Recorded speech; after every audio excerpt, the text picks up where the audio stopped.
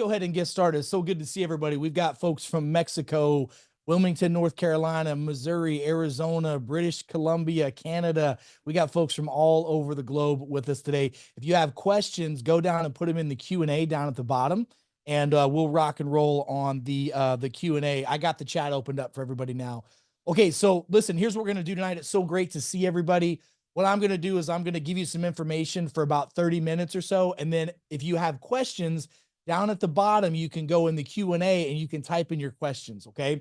So first of all, I'm super excited to be here with you guys. Like I said before, this is one of my favorite nights of the week. I love educating people. I love motivating them. And I promise you, you're going to have a few aha moments tonight. Those of you that get those aha moments tonight, I want you to put that in the chat. I want you to put in there what it is that you've learned tonight. And I want you to be thinking about people in your life that should be here, because let me just tell you something. Knowledge is powerful, but it's the wisdom to take that knowledge and apply it to your life that's the most important thing. So we're going to get rocking and rolling tonight. I'm going to talk a lot about the pillars of health. I want to talk about the path to true health and to true wellness. We got this whole protocol that we're going to be discussing over the next few weeks together. And the reality of it is that we've got to have the foundation right. And the foundation is what health really is. Most people think that health is all about looking good and feeling good. It's not. It's about functionality. And I promise you, if you understand what health really is and how to function and how to improve some of your health functionality, your symptoms and diseases and everything will mitigate and minimize, and you'll feel and you'll function better. So what I want to talk about tonight is real simple. We're going to talk about what true health and wellness is. We're going to discuss a little bit of action steps that you can take, and then I'm going to answer your questions. So let's talk about health. And I want you to understand what health is not. Health is not just looking good and feeling good. Health is all about functioning well. Health is all about a balance in your physical, chemical, and neurological well-being. It's not just the absence of symptoms. In fact, I wrote this down. I wanted you to hear this directly from me. This is out of Dorland's Medical Dictionary. Dorland's Medical Dictionary is the dictionary where medical definitions come out of. And the definition of health is a state of optimal physical, mental, and social well-being, not merely the absence of diseases or infirmities. What does that mean? That means just because you look good and feel good doesn't mean that you're well. And that also means if you feel bad, that doesn't mean that you're sick either. How many of you have ever had, I don't know, like night sweats because of a flu or a cold? How many of you ever had diarrhea because you ate something that was not good for you, or you threw up after you ate something that was like a food poisoning? That's your body doing what it's supposed to do. You know, having sore, stiff joints a lot of times is a symptom that your body's trying to heal itself. Having a fever's not a bad thing.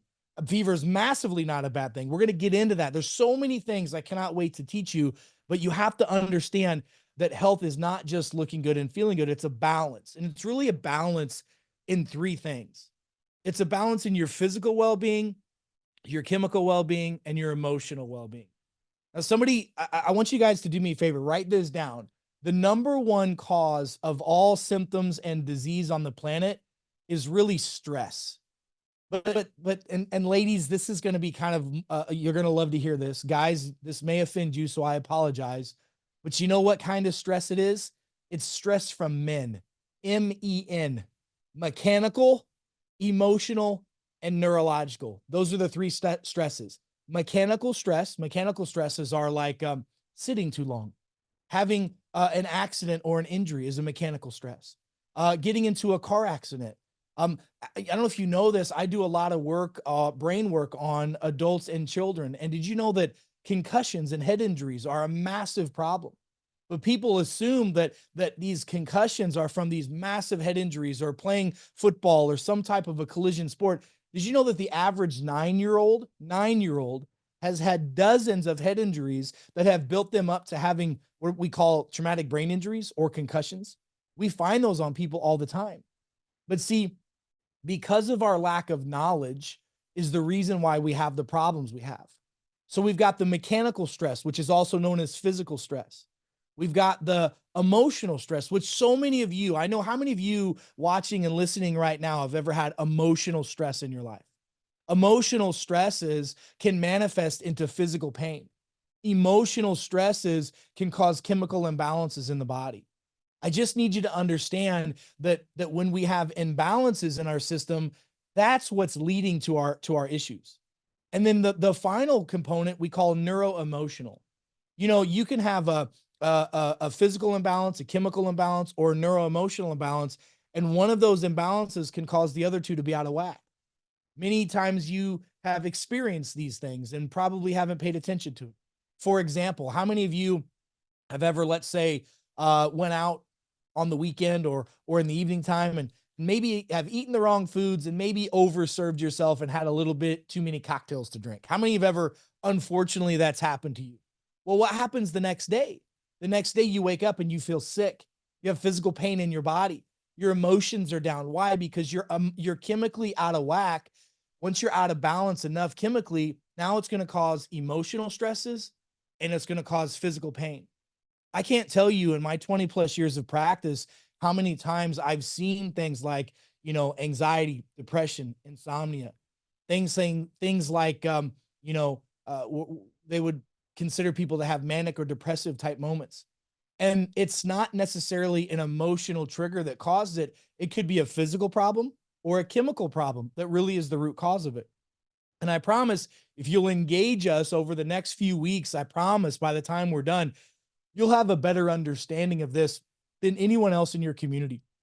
But you have to understand that health is not just, it's not just the amount of stress that we're under, it's how our body accommodates to it. So understand that stress is all about adapting to that stress. Many of you have experienced before the some of you have experienced in my own offices, some of the brain testing that we do. We're able to measure the actual brain function and how your body accommodates to stress. You see, your nervous system, your brain and your spinal cord are what controls everything in your body. And when you're under stress, physically, chemically, or emotionally, the first thing that gets out of balance is your nervous system. Well, how many of you ever heard that phrase, I'm so stressed out, my nerves are shot? Well, that goes back to that brain and spinal cord not working. Well, think about this. If your brain and your spinal cord are like a giant fuse box, I don't know if you know this, but your spine has vertebra, right? And out of the vertebra come nerves. Well, all those nerves go to different areas of the body and different organs. It's very much like a fuse box. If the fuse box is blown, if the fuse is blown that controls the lights in this room, my lights won't turn on. Well, if the fuse is blown inside of your body in the nervous system that controls your heart, you're going to have a higher risk for heart issues and heart attack. If the fuse is blown that controls your digestive system, you're going to have things like irritable bowel syndrome, irritable bowel disease, bloatiness, gas, distension, heartburn, all those things. And if the fuse is blown in the cervical spine that controls the thyroid, you'll have thyroid issues.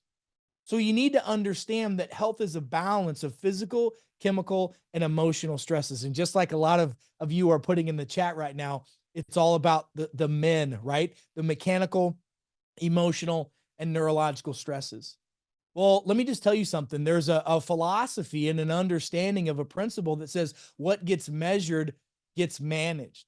Well, you can manage your stress. You can manage your body's ability to adapt to that stress physically, chemically, and emotionally if you run the right type of testing. But let me give you an example. This is a real life example that I see all the time. How many of you have ever heard of a condition, let's just say like blood pressure? Who's heard of hypertension before? Who's heard of high blood pressure? What I want you to understand, and I'm going to tell you right now, this is completely true, and you can look this up right now. You could probably even Google it. Nobody dies from high blood pressure. They die from the cause of high blood pressure, and they die from the side effects of high blood pressure. But did you know that you could have high blood pressure because of not just chemical stresses? We know that if you eat too much, you have, too much sodium in your diet, you don't have enough minerals in your diet. If you, eat too much processed foods, too much sugar, we know that that's going to increase the pressure in your body.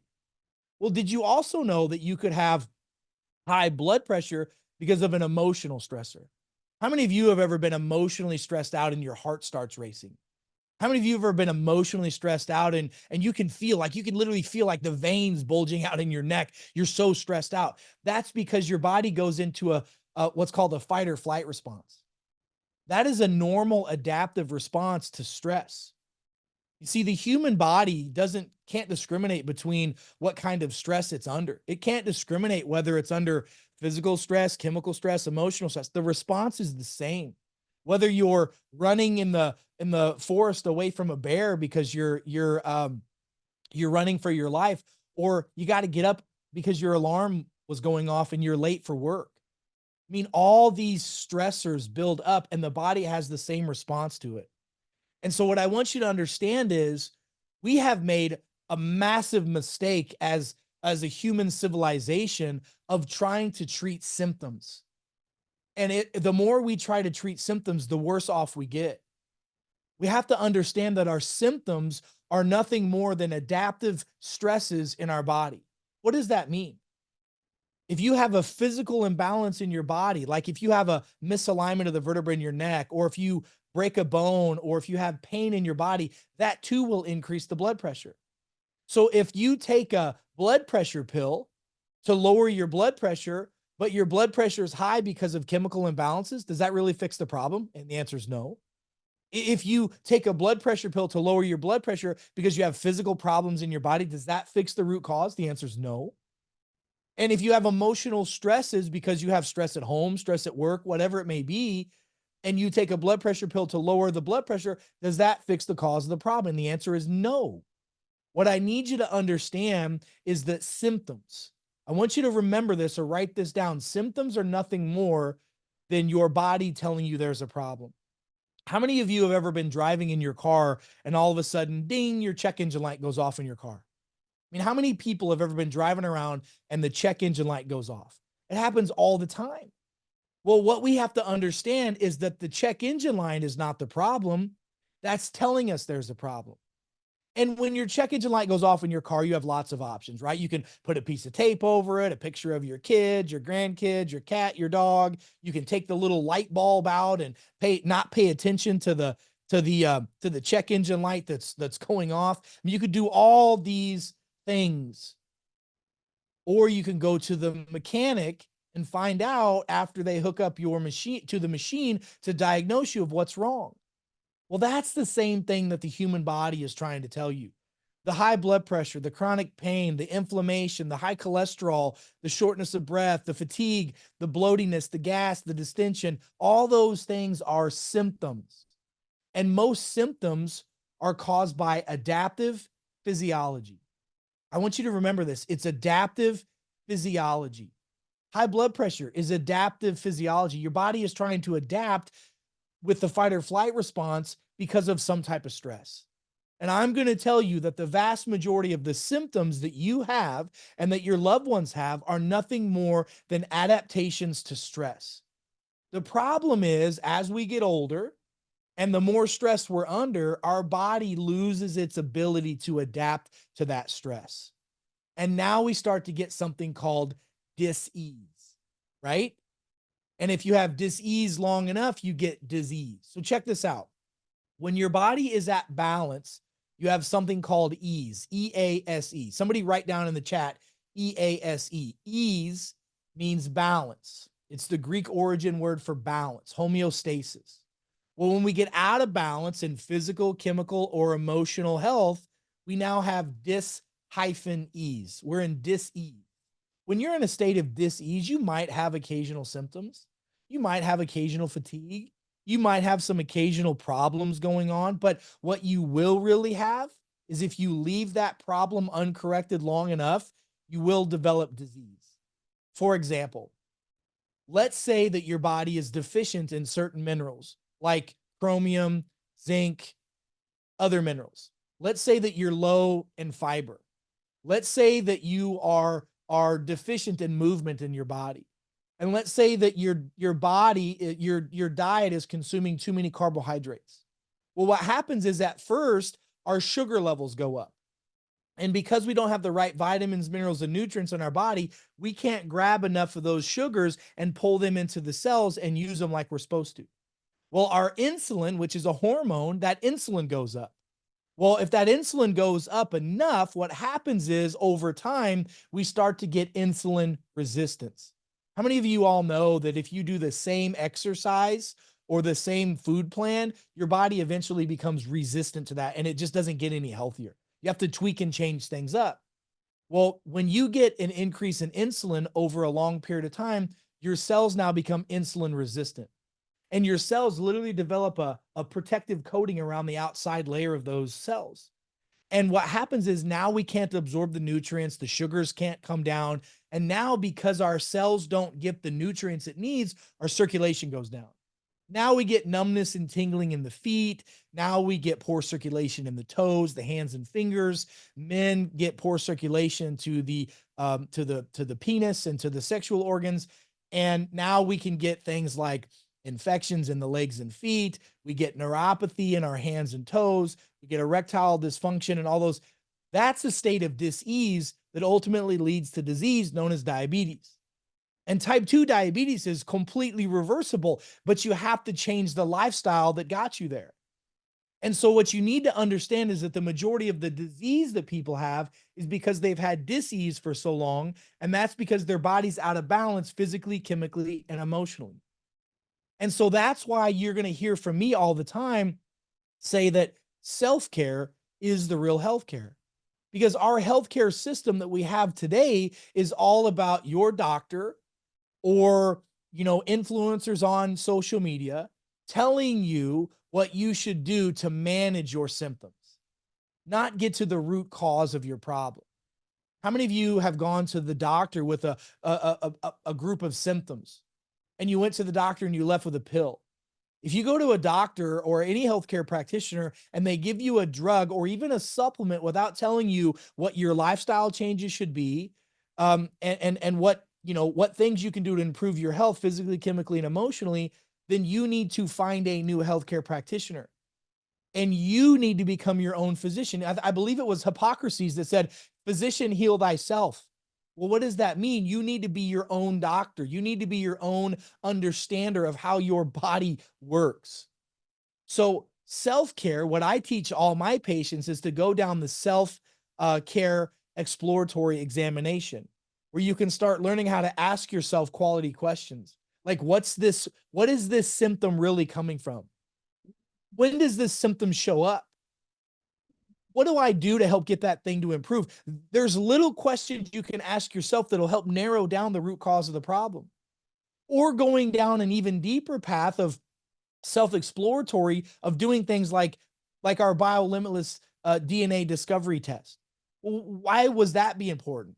Well, if you can run a simple genetic profile that measures over 800,000 genetic components of your body that can tell you how you should sleep, how you should eat, how you should exercise, how you should recover, how you should supplement, that helps give you a guideline of your own individual personal needs. There could be no greater self-care than you understanding how your genetics work. And then you understand that your genetics, what we tell people from a genetic standpoint is your genes load the gun, the lifestyle pulls the trigger. So now you know your genetics from the profile that we can do together. Now we can go down another road of self-exploratory. Now we know what foods we should eat, how much we should sleep. Once you do that for a long enough period of time, now your body can go from this disease state back closer to a balanced state. But here's one thing you need to remember, and everybody needs to remember this, is that healing takes time. Remember, health is not an event, it's a journey. Somebody write that down. Health is not an event, it's a journey. But the only way that you can properly go down that journey is to have that self-discovery of what's really going on with yourself. And so once you do that, then we can start waking up the body. And the first thing that we need to do whenever I see my patients, first thing I do with people is get their DNA, get their body living for their DNA lifestyle. If you can live your lifestyle based off of your genetic code, I'm telling you, that's going to get you about 75% of where you need to go. You just have to do it consistently. And let me tell you how long consistently is. Let me give you a couple analogies and things that we do know about healing. Number one, we know that it takes on average, about 90 days to make a change in cellular function. About 90 days. Every 90 days, your red blood cells and white blood cells turn over. Your body is now renewing and regenerating itself from the inside out. So once you start doing something, it's going to take you a minimum of 90 days of time to get your cells to turn over so they can start functioning and building new healthy organs. That's really important you understand that. So when I take patients on, I tell them we're going to work in 90-day cycles. We're going to measure your body, and then in 90 days, we're going to remeasure. And then every 90 days, we're going to recheck how your body's doing because we can tweak along the way. The second thing that I want you to understand is this, and remember this and write this down.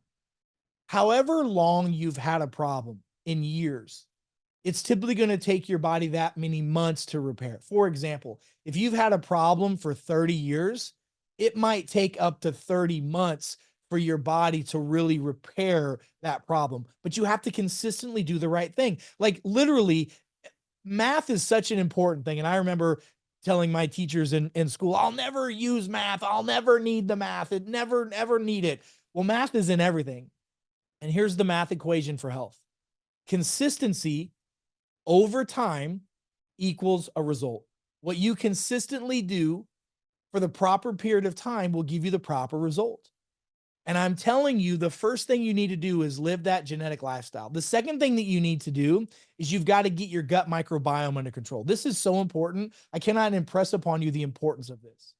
By the way, research on the health of a healthy microbiome has been over 100 years in the medical research. We know that if you have a bad GI system, you have a higher risk of anxiety, depression, insomnia. We know that you have a higher risk of chronic fatigue syndrome. We know that you have a higher risk of inflammatory conditions. And by the way, inflammatory conditions cause inflammatory cells, which cause inflammatory organs, which most doctors will tell you is the root cause of all disease. It's not. It's the cause of the inflammation that's the real cause of the problem.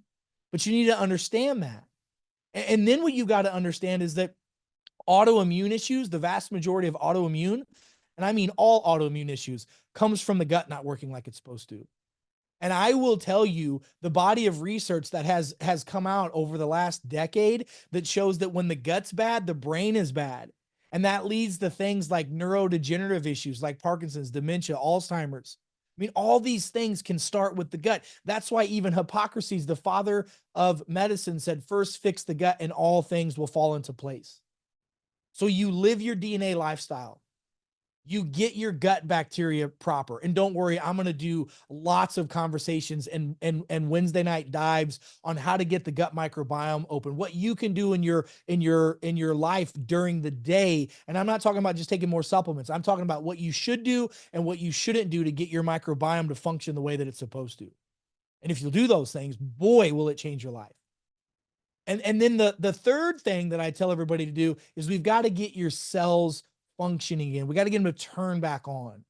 And there are a lot of things that you can do physically, chemically, and emotionally to turn your cells back on. Folks, you have to understand, once we get over the age of 30, our cellular function starts to turn down and slow down. How many of y'all know that whenever you were in your 20s, when you were a teeny bopper, you could eat what you want, you could do what you want, you could exercise, you could get in all kinds of accidents, you'd be fine, no problem. You flip your BMX bike upside down, next day you're completely fine.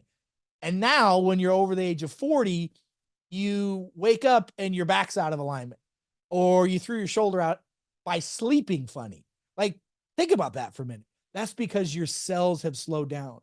And so we need to do something to signal the cells to turn on, because once we get over the age of 30, we lose 90% of the chemical production of cell signaling technologies. Our hormone function goes down.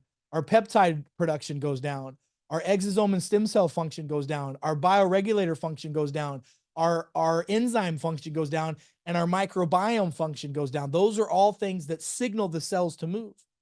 Folks, quantum physics has told us that everything is about energy and vibration, and it's about frequency. And we measure the frequency on all of our patients. You can do a frequency measurement. Here's a real simple way that you can measure your frequency at home. This will blow your mind, because most people don't know this is a measurement of frequency.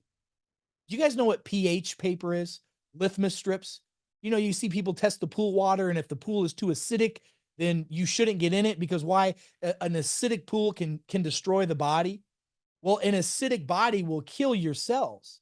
And the quality of your health is in direct proportion to the health of the cells of your body. So if your body's acidic, you're going to be sick. A gentleman by the way name of Dr. Otto Weinberg, won a Nobel Prize on the work he did by discovering that having an alkaline pH, a pH above a 7.5, creates an environment within the system that allows for the body to be at optimal function chemically. And when you're below that 7.0, you now are in a state of acidity. When you're acidic, to me, acidic sounds like you're sick. Acidic, to me, it's the same. And did you know that if you take a litmus strip, which you can go buy this at, any store, you can buy it on Amazon right now, get some litmus strips and take the pH of your saliva and measure the pH also of your urine. Do two different strips. Don't mix those up. One for your mouth, one for your urine. And if your pH is acidic, your body's out of balance. And did you know that pH is actually a chemical measurement of the frequency of your body? If your pH is above a 7, you have a healthier, more vibrant frequency. Your cells are vibrating and moving at a quick oscillating pace. If your pH level goes down and you become acidic, everything slows down. If our cell function slows down, then our body's health slows down. You guys, every year we essentially get a new body. Your body, your skin regenerates itself. Every couple of weeks we get new skin. Every couple of weeks we get new hair. Every couple months, our organs regenerate. The liver regenerates itself every 8 to 12 months. The lungs regenerate, the heart, all these organs regenerate, your muscles regenerate, but you have to have the right signals to the cells. You have to be living the right lifestyle for your genes to express like they're supposed to, and you have to have your gut bacteria proper. There are certain breathing exercises. You can do diaphragmatic breathing exercises to get your cells to stimulate. You can do lymphatic exercises like jumping jacks or jumping on a trampoline or a rebounder to get your cells to improve. You can literally go for a walk. You can literally you can go outside barefooted. Research has shown if you go outside barefooted, you get connected with the gravitational pull of the earth. This is not some crunchy, crazy thing. This is real deal science. And that energy gets your cells to vibrate. There's a reason why you feel good when you go next to the ocean. There's a reason why you feel good when you're out at nature, because those positive ions start to signal those cells to wake up. Yes, there are chemical nutrients that we have, and you can get some of those products from us and use those that'll signal your cells to get better. Gut bacteria, our master microbiotic formula, our cell signaling technology with peptides, any type of methylated B vitamins like B12 and L-methylfolate. Those are good things to signal your cells.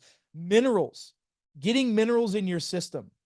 The average person should be getting between 5 to 8 grams a day in their diet of organic sea salt.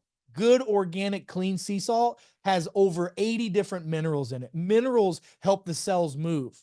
All right, so let's talk a little bit about some of the questions you guys have. Make sure you go in the Q&A and type them in there, and we're golden. So somebody had a question about sea salt.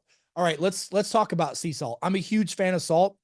In fact, a really good friend of mine wrote a book called Salt Your Way to Health, Dr. David Brownstein. We use salt in our practices all the time to help get minerals into people's bodies. Salt is really good, but you have to understand that it's got to be a specific type of salt. Okay. It cannot be, it can't be table salt. Anybody who has table salt, get rid of that stuff. You don't need it. It is not good for you at all. So you need to have organic sea salt. All right. But it needs to be either, I like Baja Gold salt. And we also use a lot of organic Celtic sea salt. There are a lot of Himalayan salts out there that are okay as well, but I like sea salt. Most sea salts have about 70 to 80 different minerals in it. And I don't know if you know this, but your body needs 90 essential nutrients every day, and we're supposed to eat those nutrients every day. So when we eat those nutrients, our body then uses those things. All right. So I'm a huge fan. So don't cut out sea salt, but cut out sodium. You don't need to have a low salt diet. You need to have a lower sodium diet. And by the way, if you take salt, if you're intaking any type of salt and your blood pressure goes up, you swell, you have inflammation, any of that kind of stuff, that's usually a sign that you're either low in magnesium or you're low in potassium. So let's talk about magnesium first. And I'm going to tell you, magnesium is one of the biggest deficiencies that most people have on the planet. So how do you know how much magnesium you should be taking? I'm going to tell you that every man, woman, and child, in my opinion, should be supplementing with magnesium. So what you do is you take your body weight and you take that number times 10.6 and you divide it by 2.5. That's how many milligrams per day of magnesium that you need to be getting in your system. If we can get that magnesium up in our system, it's going to reduce inflammation, reduce pain. It's going to help you a lot balance out the sodium levels in your diet. And I'm telling you, if you're eating fast food, processed food, you're drinking a lot of sodas, a lot of energy drinks, they're loaded with sodium. And that sodium is a big problem. So it's not the salt that's a problem, it's the sodium. The second thing is potassium. I don't know if you know this, but we need 4,700 milligrams a day of potassium as adults. 4,700 milligrams. And you should get that in your diet. But the only way to really get that is if you're eating like, 5 or 6 ginormous leafy green salads. And most people can't consume that many calories or that much food in a day. So what do we do? So what you do is you start supplementing with a little organic potassium. Most people, 1,000 to 1,500 milligrams a day of potassium is a really good place to be. You do that plus the sea salt, and that'll help a lot. But don't cut that sea salt out of your system. Somebody asked me a question: how do I feel about cannabis? Well, I promise we will do a talk on the endocannabinoid system. The endocannabinoid system is the system in the body where cannabis receptors actually attach. And I got to tell you, if you know anything about health or about healthcare or about how our body works, if you have a receptor site for something, your body's supposed to have it. Like we have vitamin D receptors, we have nicotinamide receptors, we have endocannabinoid receptors. The endocannabinoid system stimulates something called the parasympathetic. That's the part of the brain that allows you to rest, relax, grow, develop, and heal. Now, I'm not about people overdoing THC. Cannabis and THC are completely different things. So I will tell you that we will speak about this at length in the future. But all things in moderation, seriously, even moderation, you guys. So that's a big one. Let's see. Can somebody email me yeah, we're recording all of this so you guys can have access to the webinar. Another question that just came up, it says, can you explain the difference between methylated and regular vitamins? Yes. Okay, think about it like this. And when we're talking about methylated vitamins, you're going to hear me a lot of time talk about methylated B vitamins. So that's vitamin B12, and that's vitamin B9. So B12 is normally called cyanocobalamin. We want to have methylcobalamin. A methyl is basically there's a methyl group on this, which allows it to be broken down. So methylcobalamin is easier to digest. It's easier to break down. It's easier to absorb. It has a methyl group on it that allows to attach to your cells where there's not going to be a lot of processing like detox and toxification issues to it. So L-methylfolate, like folic acid by itself, is not good for probably 75% of the population. But methylated folic acid or methylfolate is what people should have. So it's a supplement form that's easier to digest. By the way, chelation is the same thing. If you get chelated vitamins or chelated minerals, that's a lot easier for your body to digest and absorb as well. So great question. Yeah. So also the podcast, we have a podcast that you guys can see. There was a question about where can we watch your podcast, Dr. Eric? Well, if you go to peptalk.world, somebody can type that in at the bottom. It's peptalk.world. All of our podcasts and everything are on there as well. Yeah, very good. Very good question. Very good. The question is about Melissa. Oh yeah. When will Melissa be ready? We're going to have Melissa within the next couple weeks. You're going to start seeing Melissa being implemented into our customer service technology as well as into our website integration. Really excited about what we're doing with the technology with Melissa. If you guys have questions, type them in at the bottom and I'll do my best to get to them. So somebody had a question, and it's kind of a general question. It says, will this help with ED even after you've had prostate surgery? Well, okay, so I don't know what this means, But the answer is, in order to get somebody healthy, we have to get them out of a state of disease back into ease and back into balance, right? Well, the reality of it is that all symptoms that you have are caused by an imbalance physically, chemically, or emotionally. So there's no one pill, one potion, one shot. You're going to hear me say this a ton. First of all, I'm a big fan of supplements and having the right nutraceuticals and et cetera in your system, but you need to understand that you're not going to out supplement a poor diet. Now, by the way, those of you that are asking questions about prostate issues, I will tell you 20 plus years of being a physician, I've never ever seen somebody that has a prostate issue that doesn't have a problem with their L5 lumbar vertebra. So the L5 lumbar vertebra is the vertebra in the low part of the spine, and and that L5 controls the prostate. So anyone who's ever had prostate issues probably has a history of low back pain as well. So there's a physical component that's affecting the prostate. So that physical component has to be dealt with as well. Okay, let me answer a couple more questions. There's one about fungus. Okay, so okay, so how many of you are like this person that you get toe fungus a lot? So if your toe is, cracky, flaky, it's discolored, there's fungus there. That's you have to understand, if it's in your toenails, it's systemically throughout your body. And you're not just going to kill the fungus. You have to understand the reason why that fungus is causing that problem with the toe is because, real simply, what's happening is you're having circulatory issues to the feet. And if you're having circulatory issues to the feet, you're probably having blood sugar issues. So I'm just telling you right now, if you're getting symptoms of regular recurrent toe fungus, or if you're starting to lose the ability to grow hair on the lower part of your leg, that's a sign of insulin resistance, prediabetes, or even that you're a diabetic. So if you will get your blood sugars under control, and we have, by the way, there's a whole program that we have that you're going to be learning about real soon. You guys can go to the website. Somebody type this website in at the bottom, 45easy.com. That's 45easy.com. There's a 45-day reset challenge on there. We're going to be doing that as a group together. But you guys can all go on there and check that out. It's a protocol that can help you reduce inflammation, reduce your weight, reduce your insulin resistance, reduce your blood sugars. Now, if you want to knock out that toe fungus, we've got to start getting your body more alkaline. Number two, what's one way you can get your body alkaline? Here's kind of a cool little trick.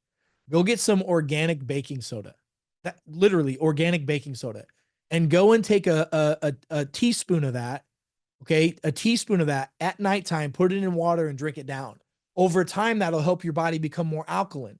In the morning, when you wake up, take a teaspoon of that good organic sea salt, either a half to a full teaspoon. Okay. Not a tablespoon, a teaspoon. Put that in your water, put a little squeeze of lemon in there, stir it up and drink it down. Not only will that keep your bowels regular, but what else it will do is it will help your body keep the pH right. The pH is the key. If you get the pH levels up, your fungus, bacteria, parasites can't live in an alkaline environment. They love acidity. The more acidic you are, the more sick you're going to be. So we talk about in the 45 Easy Reset Manual, we talk about eating foods that are more alkaline, things you can start doing, action steps. We literally have 7 steps that you can do over 45 days to really restart your whole metabolism, detox your body, and clean stuff out. That's a real big one. So hopefully that should help you a ton right there. Now, there are protocols that I can give and talk about later specifically for toe fungus. But if you'll do those 2 things first, a lot of times that's the root cause of it. You got to get the insulin and sugar levels down, and we got to get the alkalinity levels and pH levels to go up. Another question somebody said about Lyme disease. Okay. So Lyme's disease, man, first of all, Lyme's disease is super common. It's a lot more popular than you can even imagine. Like, we find it in so many folks. And I will tell you, to this day, I still have doctors come to me and say Lyme's disease doesn't exist. You have to understand that Lyme's disease does exist. It is very real. The Bordella and spirochetes and all the co-infections that go with it are real. I'm going to do a whole a workshop for you on Lyme's of things you can do. But the number one thing you have to understand is, with Lyme, we've got to get the immune system to improve. So what's the number one way to get the immune system to improve is to get the gut bacteria to get better. Because again, 90% of your immune system starts in your gut. If the gut's out of whack, the whole immune system's out of whack. And so what I would encourage you to do is, if you, whether you've got Lyme disease, heart disease, cancer, diabetes, stroke, whether you're already healthy and you want to stay healthy, follow the simple pillars of health, right? Understand your genetic profile. Eat, live, sleep, breathe, do the lifestyle based off of your genetic expression. Get your gut bacteria balanced out and get your cells to signal, and then get your body moving. Folks, I want you to understand that phrase, if you don't move it, you lose it, is totally real. And I don't know if you know this, but the longevity studies, which are studies that have been going on for decades, they look at people from all around the world and what they're doing, and they're looking at folks that don't live very long, and they look at folks that live to be in their 80s, 90s, 100 plus. And what we're finding is that people who live a happier, healthier, more productive life move their body. Your body, your muscles are like the Tesla charging station for your body. And when you move them is when you recharge your body. When you move them, it pulls sugars out of the blood and gets it out of the system. When you move your body, it stimulates your cells, it stimulates your gut, it stimulates your brain. We really have a movement deficiency on this planet. And if you'll start moving, here's a secret that you can start doing. If you'll go for a walk, research has shown that a 10 to 15-minute walk after a meal can lower your blood sugar level by 20 to 30 points, depending upon the person. That's huge, just by moving your body. And you have to understand that most diseases and most diseases happen because of chronic increase in blood sugars and chronic increase in insulin levels in the body.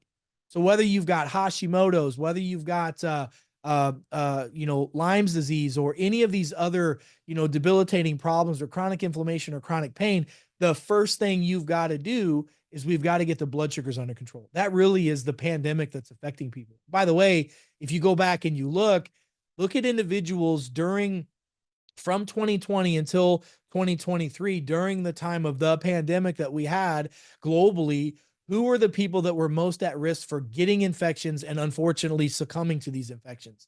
People that had pre-existing conditions. Well, 60% of the United States population has at least one chronic illness. 40% of the United States and global population has two chronic illnesses. Now 1 in 10 children has some type of chronic disease. That's a serious problem.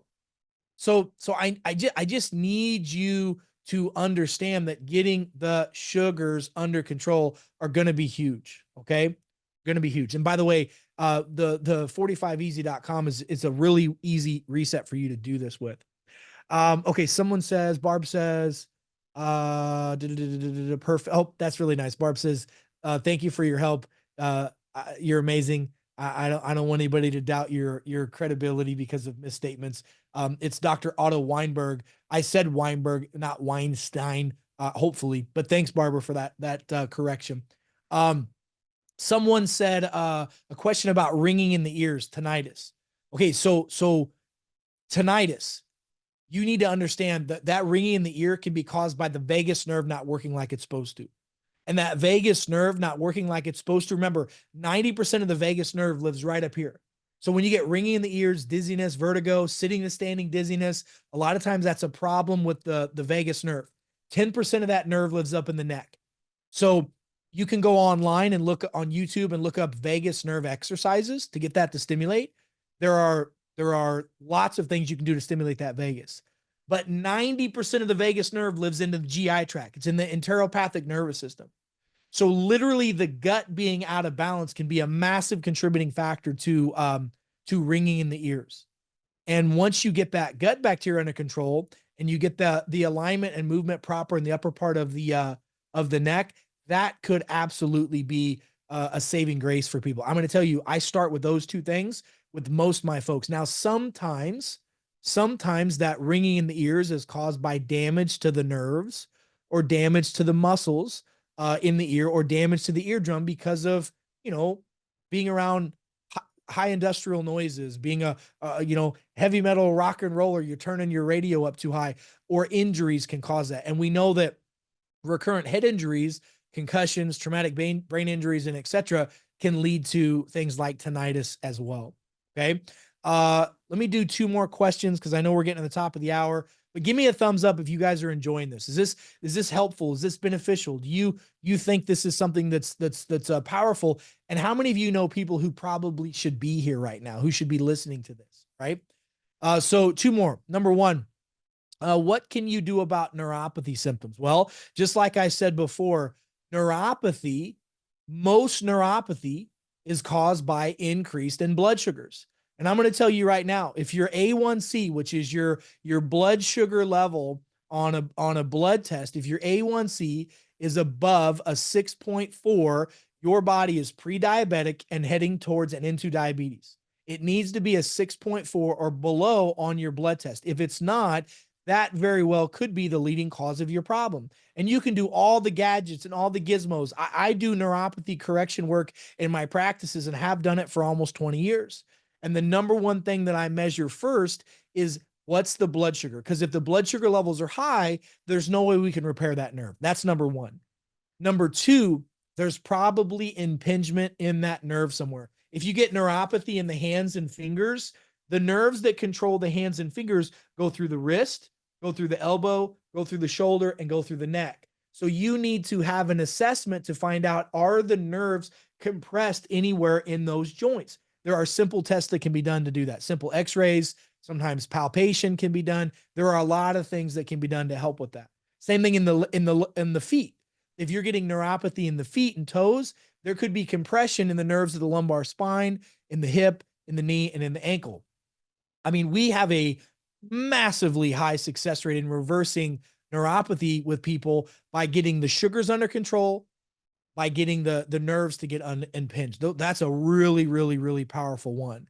All right, I'm going to answer one more question, then I'm going to be quiet for the night, and then we're going to do this again next week. So last question I've got, what is my opinion on frequency healing and devices available today? Great question. Let me just tell you that everything in life is frequency. Everything in life is energy. The supplements you take, the foods that you eat, it's all about frequency, energy, and vibration. And so we now know that we can measure the frequency of the organs in the body and the frequency of the organism. We have ways to do that. And we know that certain frequencies are the normal frequencies of the heart, of the lungs, of the liver, of the stomach.